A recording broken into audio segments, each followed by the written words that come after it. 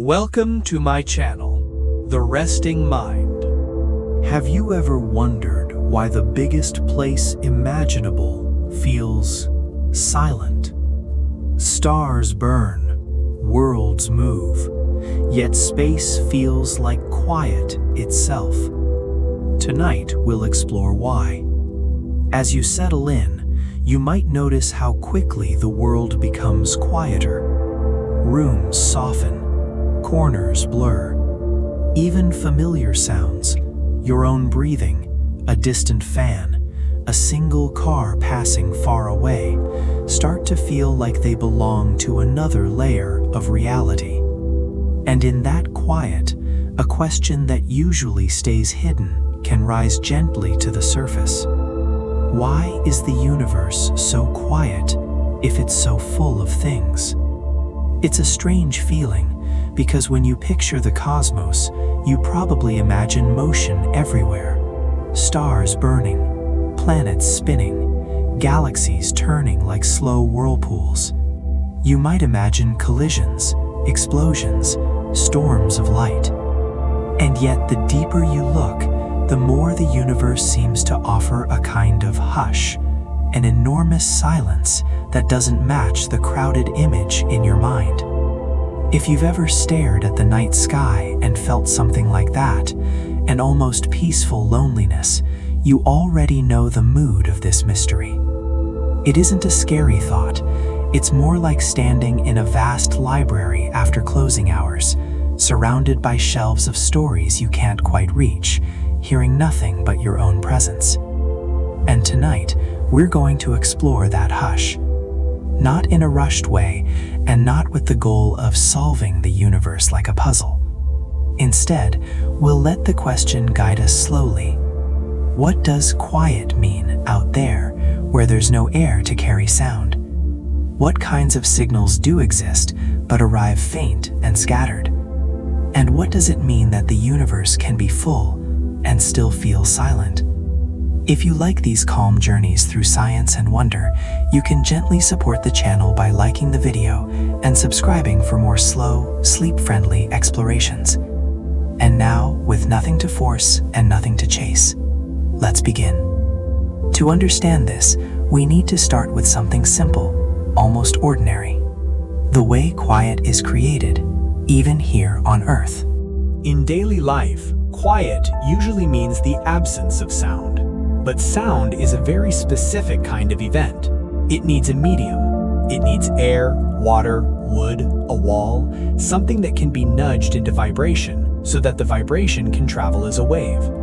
That's why you can hear a whisper through air and you can feel a thump through the floor. The wave moves through matter. Space, for the most part, is not like that.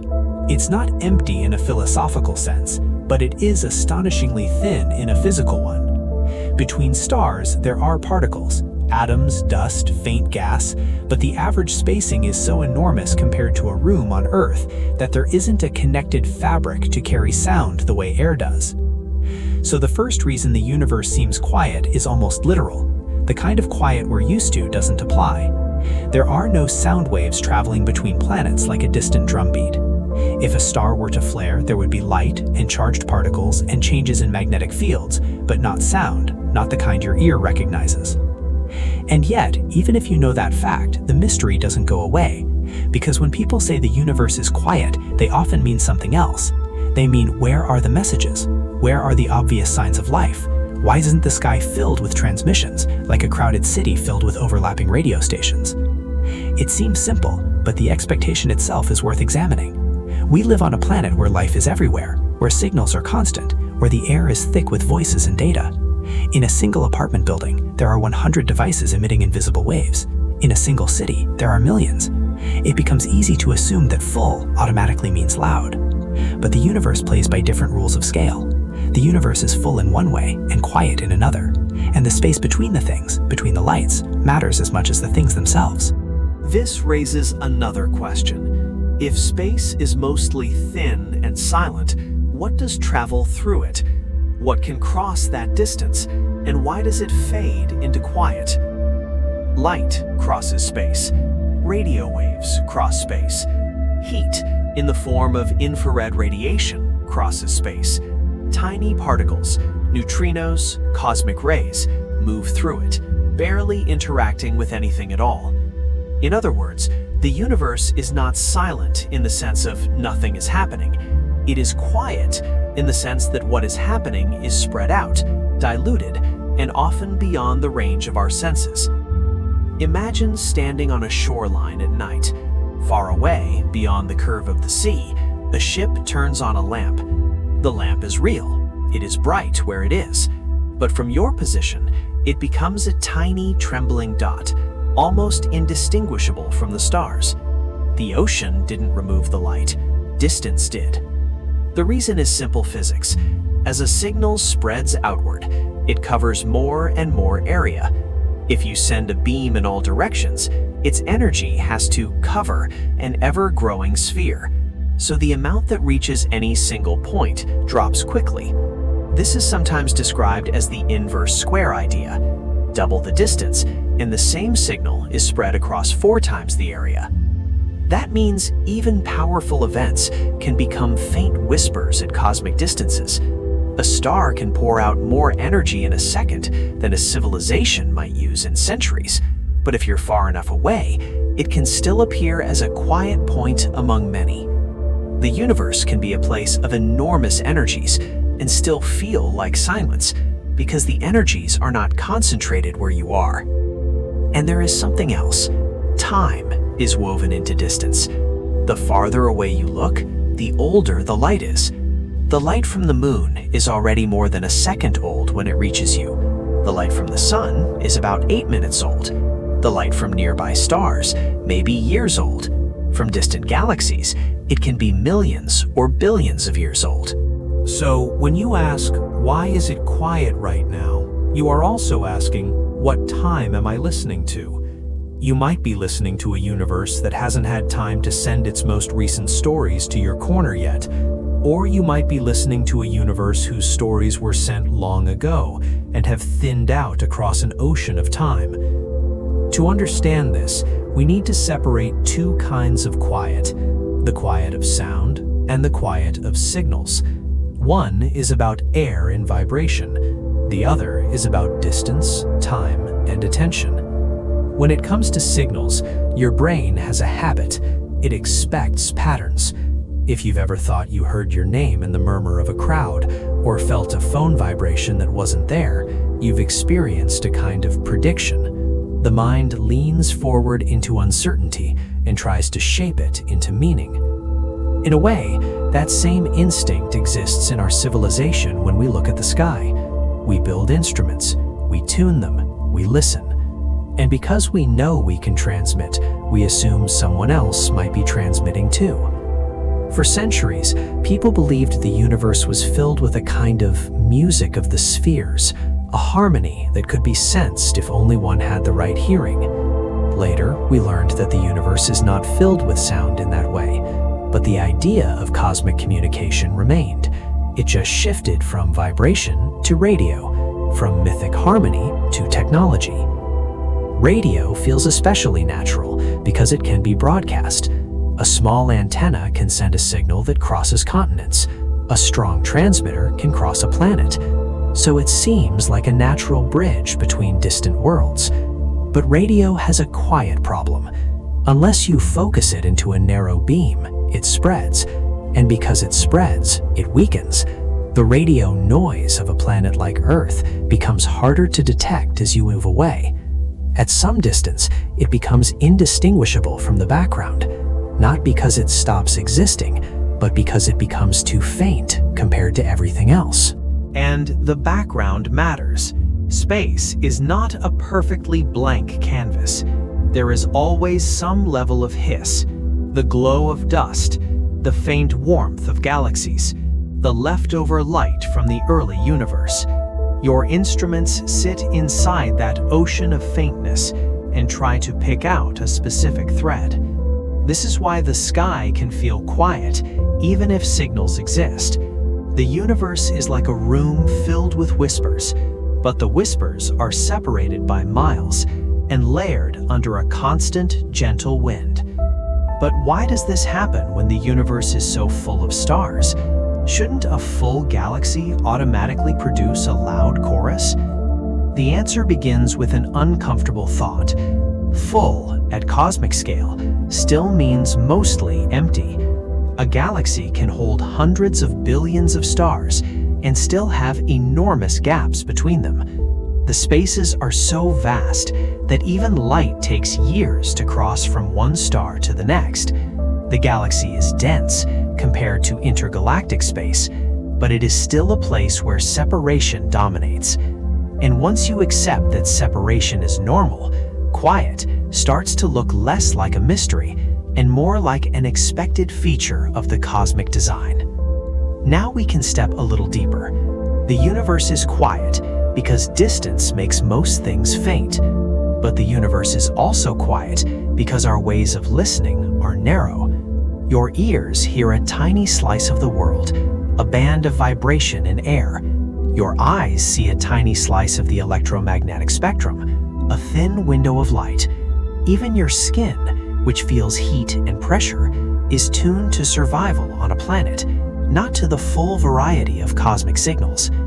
Our instruments extend those senses, but they still have limits. A radio telescope is sensitive to certain frequencies. A space telescope sees certain wavelengths. A neutrino detector sees rare interactions. Each one is like a different kind of ear, tuned to a different kind of whisper. And the background matters. Space is not a perfectly blank canvas. There is always some level of hiss, the glow of dust, the faint warmth of galaxies, the leftover light from the early universe. Your instruments sit inside that ocean of faintness and try to pick out a specific thread. This is why the sky can feel quiet, even if signals exist. The universe is like a room filled with whispers, but the whispers are separated by miles and layered under a constant, gentle wind. But why does this happen when the universe is so full of stars?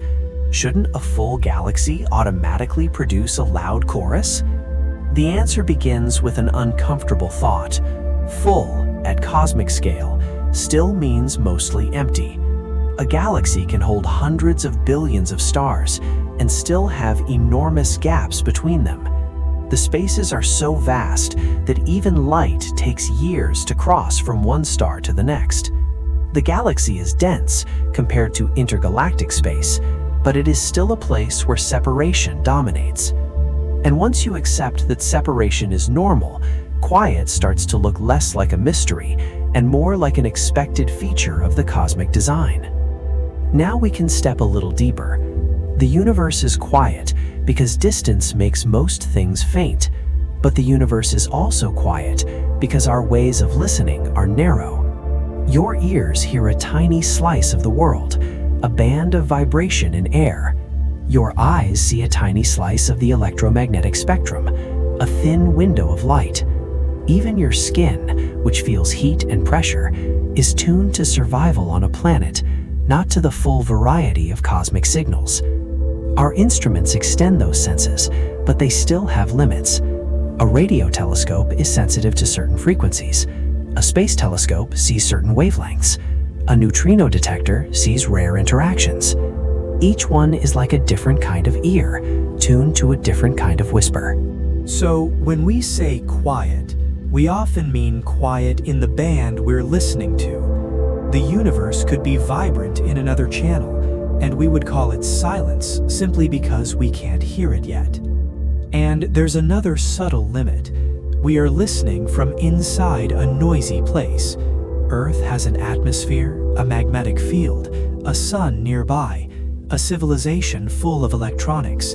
Even the warmth of the planet itself produces background radiation. We are, in a sense, trying to hear a whisper while sitting near a gentle waterfall. This is why some of the deepest listening happens far away, on deserts, on mountaintops, in places where human-made noise is reduced. And some listening happens in space itself, where the atmosphere no longer blocks certain frequencies. So we see that the quiet of the universe can be an illusion created by our position and our senses. But this raises another question. Even if signals are faint and hard to hear, if there were other civilizations, wouldn't some of them be sending strong, unmistakable beacons? Something that wouldn't be confused with background hiss? This is where the mystery becomes less about physics and more about timing. A civilization might transmit loudly for a brief window and then change. It might switch to quieter technologies. It might use tight beams rather than broadcasts. Or it might simply be short-lived compared to the timescales of galaxies. When you look at a galaxy, you are looking at billions of years of history. Our own radio age is barely more than a century old. In the timeline of the cosmos, it is a blink. If most civilizations have brief windows where they are loud in radio, then the chance of two windows overlapping across vast distances becomes smaller than intuition suggests. Quiet, then, can be the result of two clocks not matching. To understand this, we need to think in the strange units of cosmic time, where 1,000 years is still a small moment, and where light itself becomes a messenger that is always late. Imagine two lighthouses on different coasts, separated by a huge ocean. Each lighthouse turns on its beam for a single minute every night, but at random times. If you stand on one coast and watch, you might go a long time without seeing the other light, even though it exists and is functioning. The ocean isn't empty. The timing just doesn't overlap. Now translate that image to the galaxy. The ocean is light years. The minute might be a few hundred years of radio leakage or deliberate broadcasting. The random timing is the unpredictable history of worlds. And there is the delay. If a civilization 1,000 light years away sent a message today, we would not receive it today. We would receive it in 1,000 years. If they sent one 1,000 years ago, we might receive it now, but only if we were listening in the right way, at the right time, and in the right frequency. So the quiet can come from a simple mismatch between when signals were sent and when we began to pay attention. It seems simple, but when you let the scale sink in, it changes the emotional texture of the question. The universe doesn't have to be empty to feel silent. It only has to be large enough that most conversations are separated by centuries. Then there is the matter of direction. Radio can be broadcast like a lamp, but it can also be focused like a laser. A focused transmission is powerful where it is aimed, but nearly invisible elsewhere. If a civilization chooses efficiency, it might not waste energy broadcasting in all directions. It might send narrow beams to specific targets, like whispered phone calls rather than public announcements. That would make the universe seem quiet to a listener who is not in the beam. And there is another possibility that is strangely calming. Maybe most civilizations are not trying to announce themselves at all. Not because of fear, but because of indifference, or because they have no reason, or because their attention is turned inward toward their own worlds, their own challenges, their own quiet nights. When humans look out, we carry our own psychological habits with us. We assume curiosity is universal. We assume expansion is inevitable. But the universe doesn't promise that. So we see that the question, why is the universe quiet, can hide many smaller questions. Quiet to whom? Quiet in what channel? Quiet over what time window? Quiet from what distance? And as those questions multiply, the quiet becomes less like an accusation against reality and more like a natural outcome of scale. But why does the quiet feel so heavy in the first place? To understand that, we need to visit a subtle, beautiful fact. The universe actually hums all the time. It's just a hum we don't naturally hear. There is a faint glow that fills the universe, coming from every direction. It is not a glow you can see with your eyes.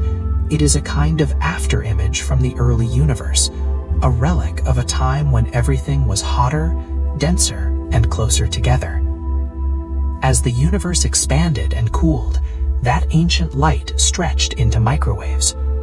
This cosmic background is sometimes described as a whisper from the beginning, not a message written for us, but a leftover warmth, like the heat that remains in a room after a fire has gone out.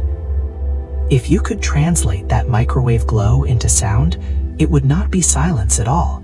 It would be a gentle noise, a hiss, a soft presence. And in a way, our radios do translate it. The static between stations, part of that is the universe itself. So the universe is quiet and not quiet at the same time. It has a background, it has structure, it has countless sources of light, it has storms of particles, it is active. But it is active in a way that doesn't crowd you, it doesn't lean close, it doesn't press into your ears the way a city does. It offers its signals at a distance, across time, and it asks patience. This is why astronomy can feel like listening rather than looking. You are receiving what arrives, not demanding what should arrive. Now, if we bring the question back to life, if we ask about other minds, there is another gentle twist. Life might be common in small forms and still rare in loud forms. The universe could be full of chemistry, full of microbes, full of quiet oceans on distant moons, and yet still have very few civilizations building giant beacons. In that case, full would mean full of living processes, not full of conversations. And there is a practical reason for that possibility. Complex life requires many conditions to align: stable environments, long periods without extreme disruption, chemistry that supports information and metabolism, and enough time for evolution to build intricate structures.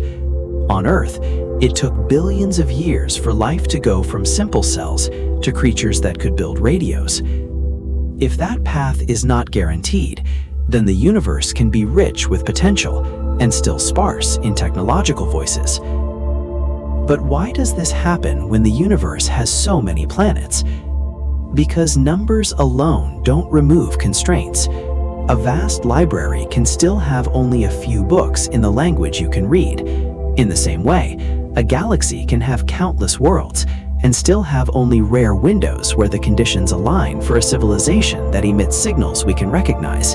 And even then, those signals might not be intended for us. They might be local, short range, optimized, encrypted, or carried in forms we haven't learned to detect.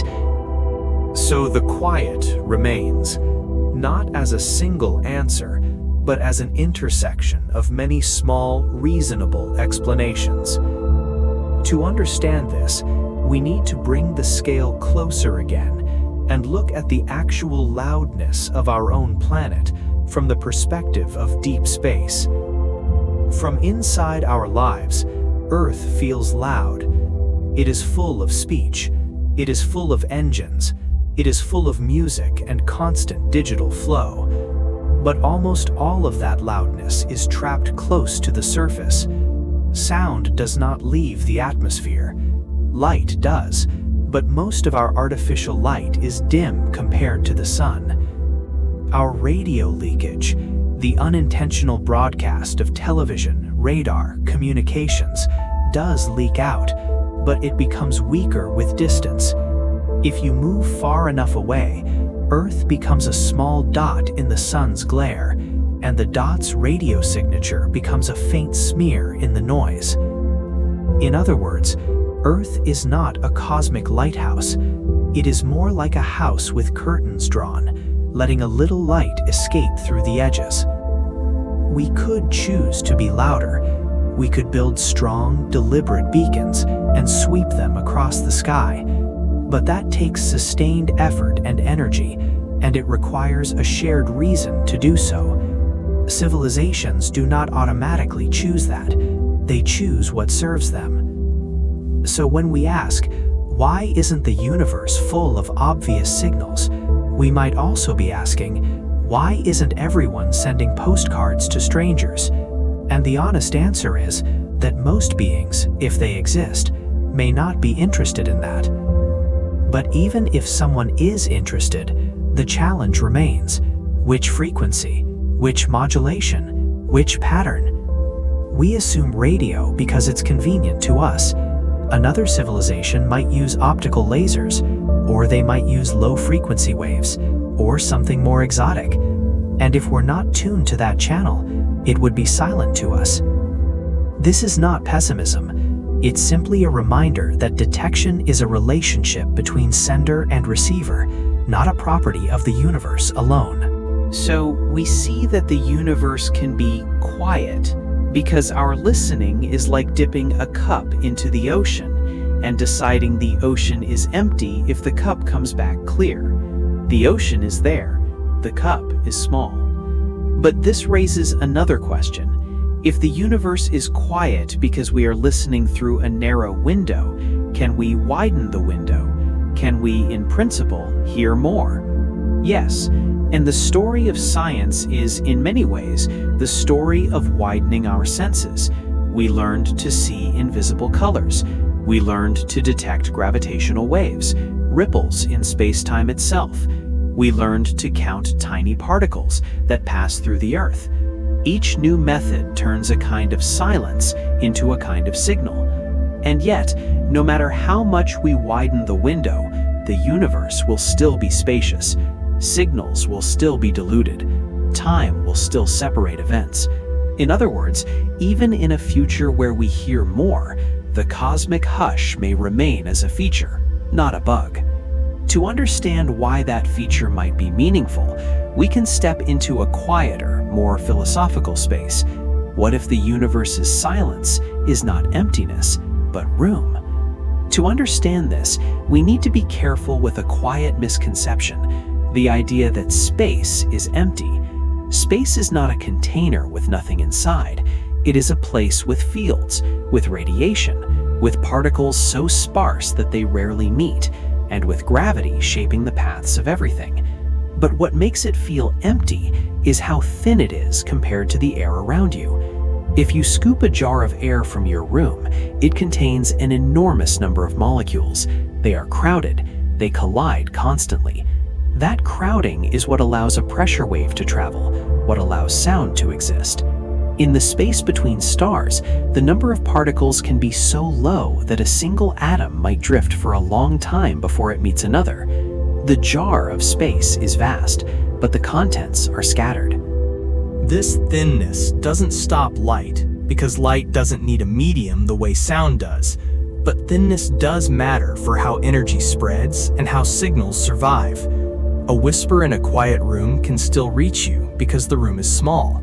A whisper in a valley may fade before it reaches the far ridge, and a whisper across a galaxy is something else entirely. If you've ever used a flashlight outdoors, you've seen a tiny version of this. In a room, the beam looks bright, concentrated, confident. Outside, the beam seems to weaken quickly, even though the flashlight didn't change. The space simply gives the light more places to go, more ways to disperse.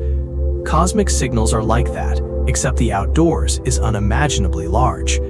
And because the universe is large, the default is faintness. Most signals that aren't deliberately aimed become a kind of soft fog.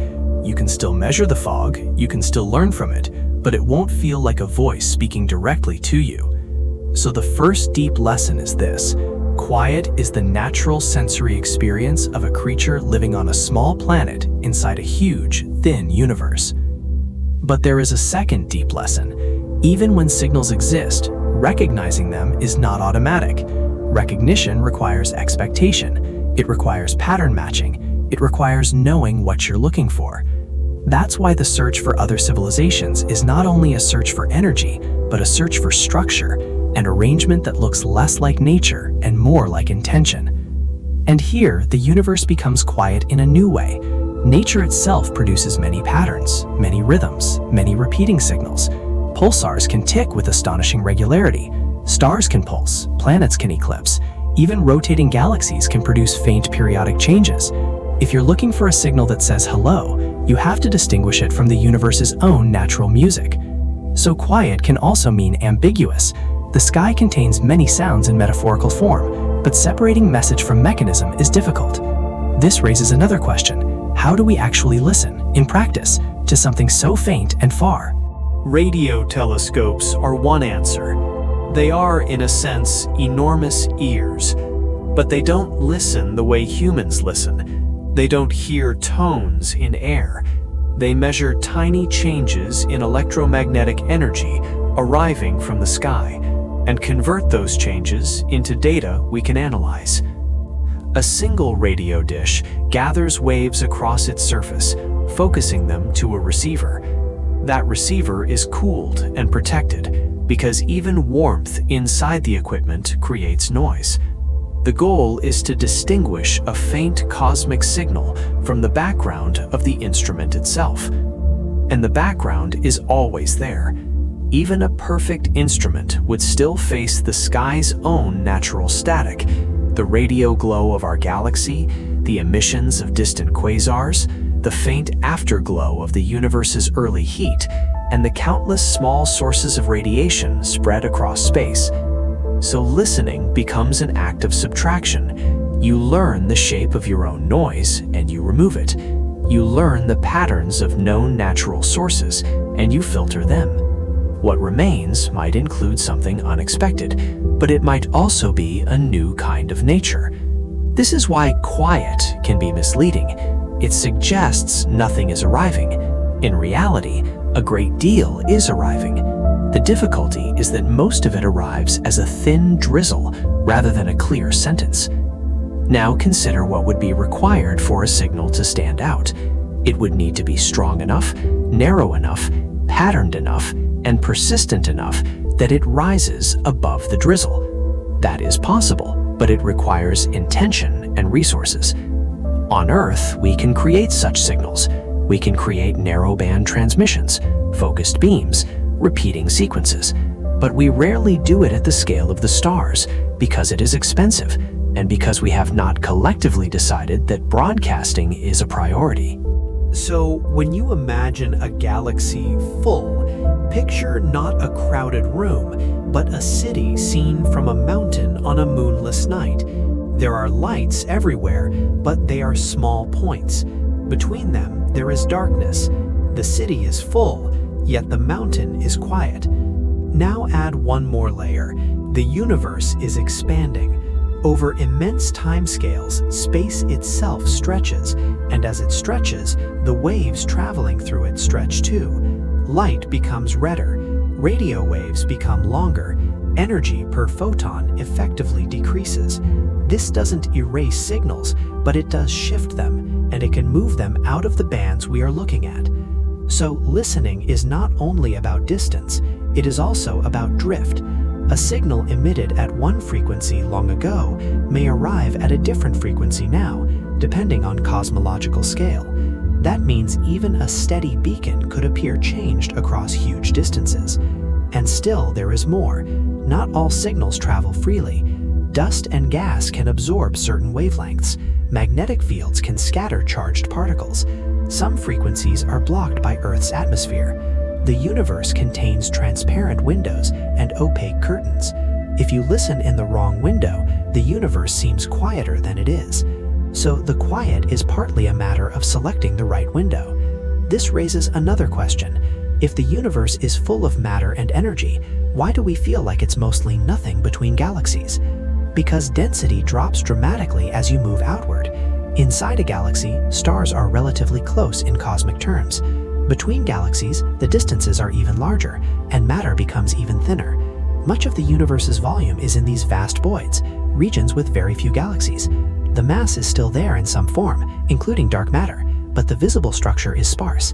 It's like the difference between a forest and a plain. The forest is busy with trunks and leaves. The plain is open. Both are part of the landscape. The plain feels quiet because there are fewer obvious features near you. And a final layer. Much of what exists does not shine in visible light.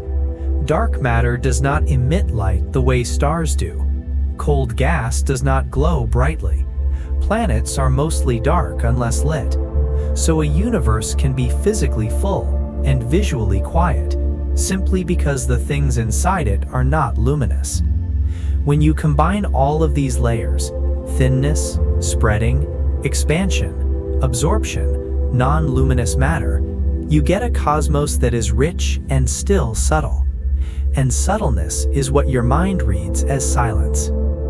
To understand why this subtlety can still feel meaningful, we can explore the difference between noise and information. The universe may be quiet in volume, but it is not quiet in meaning.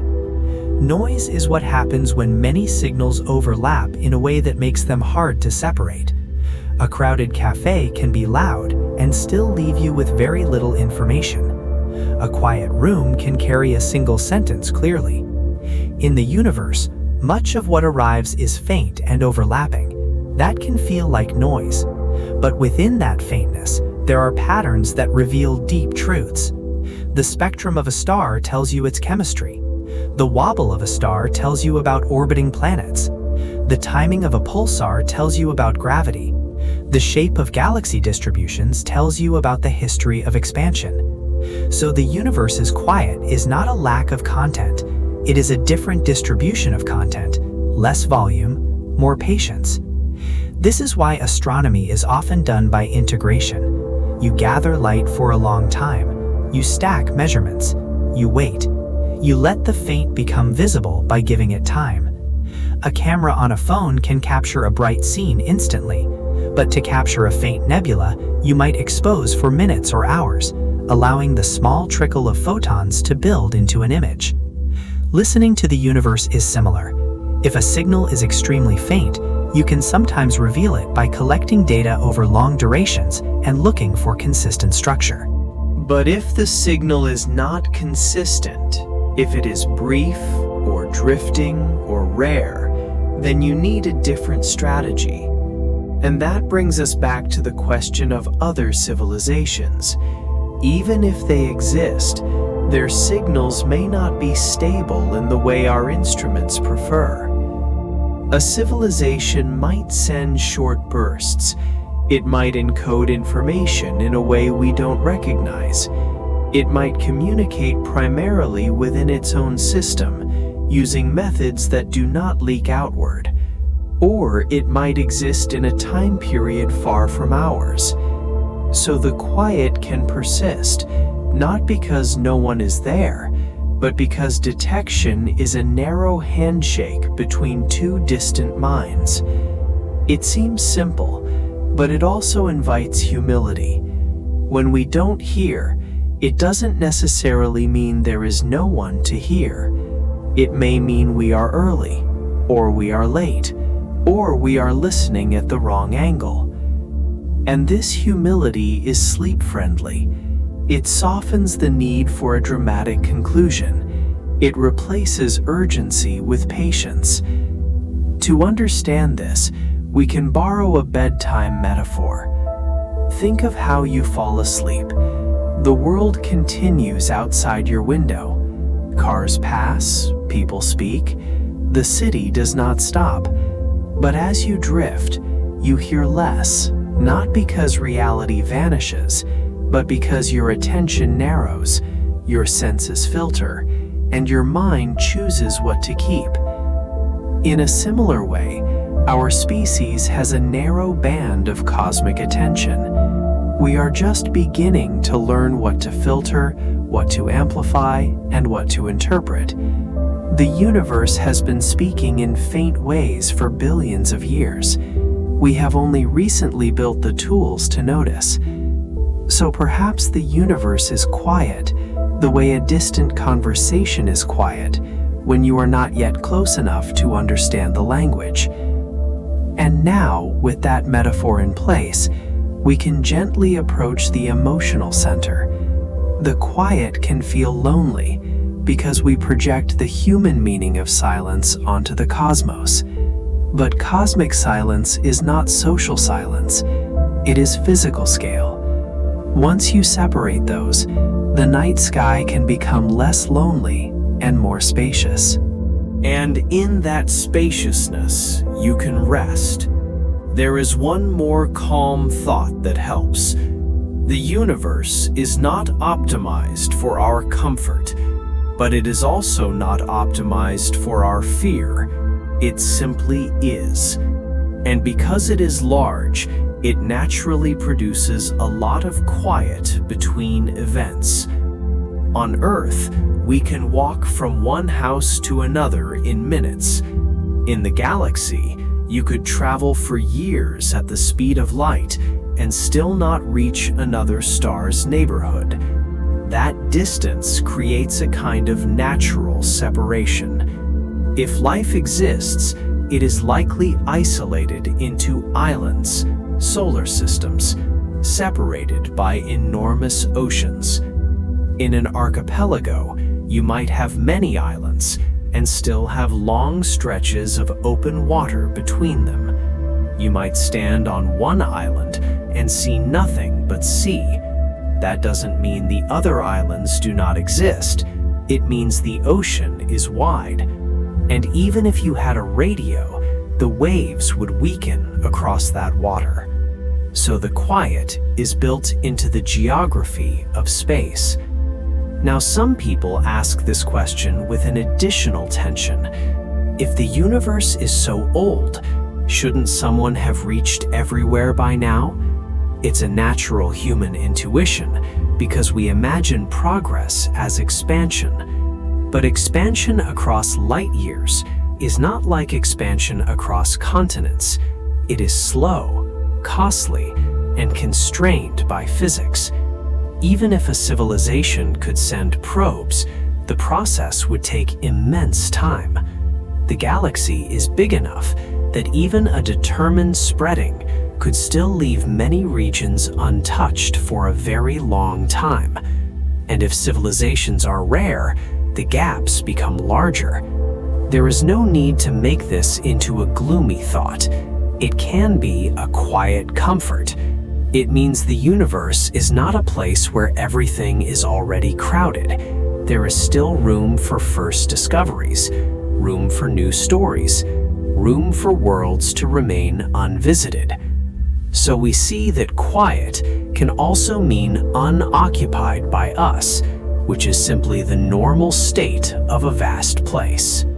And that brings us to the gentle conclusion of the deep dive. The universe is quiet because it is large, thin, and slow, because signals spread and fade, because our listening is narrow, because timing windows may not overlap, and because much of the universe's fullness is not luminous or not communicative. All of these are ordinary reasons, not dramatic ones. Together, they create a cosmos that feels hushed. Now, as we begin to integrate, we can return to the beginning feeling. The quiet night, the sense of being under an immense sky. The quiet does not demand that you solve it. It doesn't demand that you imagine worst cases.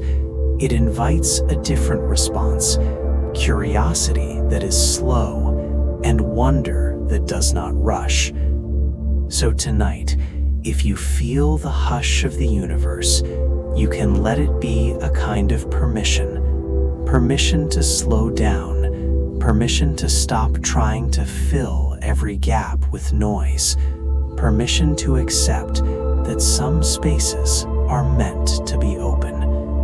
And as you rest, the sky above you continues its patient motions, stars turning, Earth spinning, galaxies drifting, quietly, without needing your attention. That is the strange beauty of it. Fullness without pressure, vastness without hurry, a universe that can be busy and still give you silence. Room is a gentle idea. It means there is space to breathe, space to be, space to exist without constant interruption. On Earth, silence can be rare. There are always notifications, motors, voices. We have to create quiet intentionally, like clearing a table before we can write. In the universe, the quiet is the default. It is the background condition of distance, and that default creates a kind of freedom. Stars can burn for billions of years without being drowned out by anything else. Galaxies can drift without constant collisions. Worlds can evolve slowly. The silence is, in a way, what allows complexity to unfold. And if life is out there, the silence might be part of its experience too. Not as loneliness, but as privacy. Not as abandonment, but as a spaciousness in which a world can become itself. This is why the question can become strangely comforting when you let it soften. The universe is quiet because it is not a crowded room. It is a wide landscape, a desert at night, an ocean under starlight, a place where signals exist but do not press in. So we see that quiet does not necessarily mean nothing. It can mean far. It can mean thin. It can mean slow. Now, if we gather the threads, we can start to answer the question in a single, gentle sentence. The universe is quiet because most of its fullness is separated by vast distance and time, and because the signals that do travel are faint, spread out, and often outside the narrow bands we naturally listen to. That is the core idea, but there are many small echoes around it, and each echo adds texture. For example, light itself carries information, but information doesn't guarantee intention. A distant star's flicker tells you about its surface, its temperature, its age, but it is not speaking to you. A galaxy's glow tells you about its structure, but it is not sending a greeting. The universe is full of data and still quiet in the sense of conversation. Another echo: even if civilizations exist, they may be separated not only by distance, but by priorities, by technology, by brief windows of time. Loudness may be rare, and listening is hard. And one more echo: the universe's deepest signals often require patience. The processes that shape it, star formation, galaxy evolution, cosmic expansion, are slow. Their sounds, if you could call them that, are not sudden. They are gradual changes over ages. So quiet can also mean slow. This raises another question. If the universe is quiet because of scale, what should we do with that feeling? The human feeling of being small under a huge night. We don't need to answer it like a problem. We can hold it like a blanket. We can let it become part of the calm. Because being small in a vast quiet doesn't have to be frightening. It can be restful. It can mean you are not required to fill the silence with constant action. And as you drift towards sleep, you can let the universe be what it is, full and quiet and patient.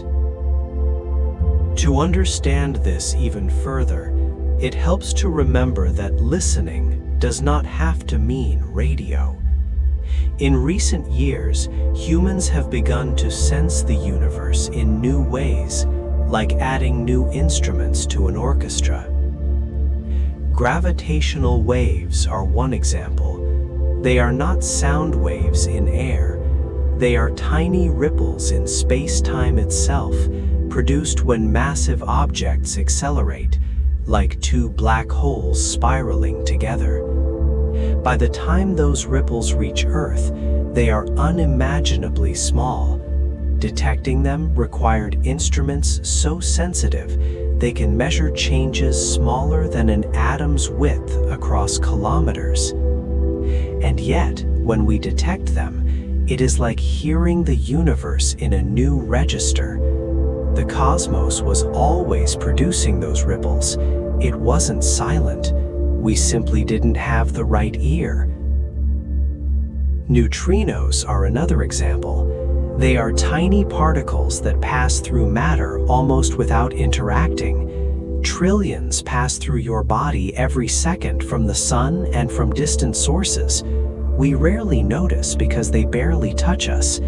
But by building vast detectors, deep in ice or deep underground, scientists can catch a few of them and learn about violent cosmic processes that light alone doesn't reveal.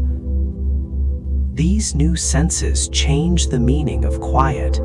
They show that silence can be a limitation of our tools, not a limitation of reality.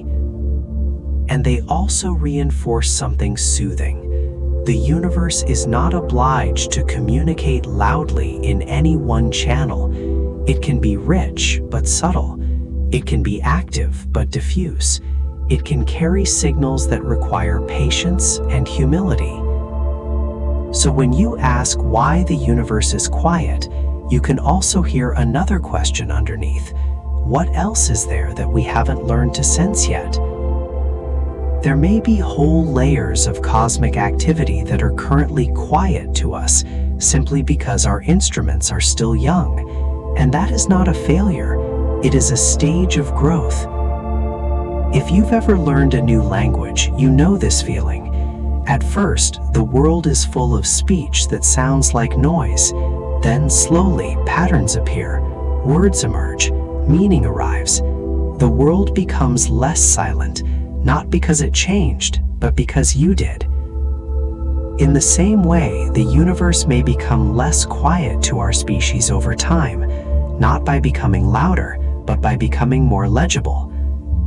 And that possibility can sit gently beside you as you fall asleep, a future where the hush remains, but the hush is filled with more recognizable textures, more soft threads we can follow. For now, though, it is enough to know that the quiet is not empty, it is simply wide.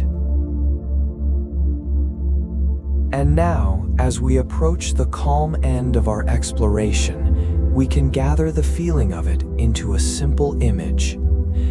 Picture the universe as a dark ocean at night. The surface is mostly smooth. There are occasional sparks, distant ships, rare lightning, a far-off lighthouse beam. Beneath the surface, currents move slowly, carrying warmth and particles and life. The ocean is full, but it is not shouting. It is simply vast enough that most things happen far from you. That is what cosmic scale does.